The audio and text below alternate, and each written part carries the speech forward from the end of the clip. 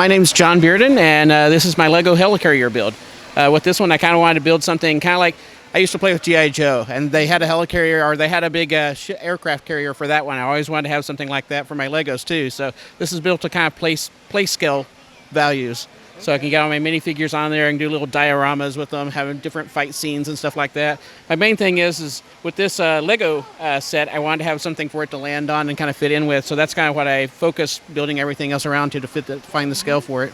Yeah, very cool. One thing that catches your eye right off is the moving fan blades. So talk about kind of what the structure's like in there that keeps that all running. So once we kind of pull all this off, these guys get kind of heavy because brick just always gets heavy. So there's a lot of base plates that kind of pull it over and stretch the whole thing together underneath the seams. There's actually a lot of detail on the inside. You can see a little bit of it kind of lit up here, but on the inside there's a full bay area down here with vehicles, some of the Iron Man figures you can see on the back end here. So there's a lot of detail on the inside that kind of gets lost once it's all covered up. But yeah, keeping those base plates to pull everything together for these heavy fan blades.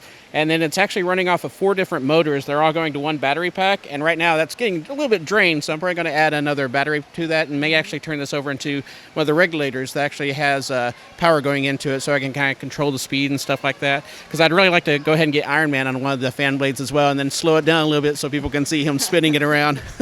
Yeah, that'd be very cool. So I like what you did with this kind of Lego with their official kit. Went small and micro, but you went bigger so you could have like the play value and things like that. Yeah, and I started looking at it when I was designing it out, and of course building it to full minifigure scale would have been crazy. So then I thought, Lego does a lot of play scale values to where they shrink things down and try to hit details and highlights of what you kind of see from the movies, why maybe you want to rebuild that kind of scene. And so that's what I wanted to do on this one. And like I said, I kind of started with this one, like I really want somewhere for this jet to land, basically. I want the Quinjet to land somewhere on it. So I thought, here's, it's an aircraft carrier, so you have your kind of landing strip up here. You have a bay area for other ships. And these are also Lego set ones as well, and they're scaled to the perfect size to fit on that landing strip to make it look like there's several jets kind of lined up, some more back here in the bay and things like that. And then it still gives me plenty of room with all the exposed studs here on the side to do little action scenes or things like that and just get a lot of the Marvel figures on there. Sure. How strong is this build when you kind of move it around to shows and things? So the underneath part is all ship. It's all ship hull. You can pick the whole thing up together. You could probably lift it all the way up and just kind of do this with it.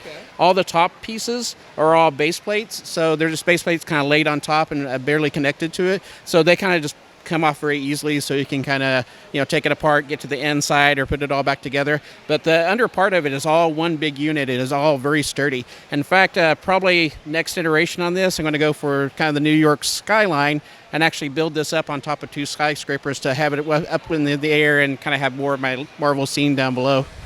Yeah, that'll be really awesome. Well, I think it turned out great, and it looks like we just caught it before the motor stopped here. I think you got it right as I ran out of battery power on this one. We'll definitely have to work on that torque in those engines.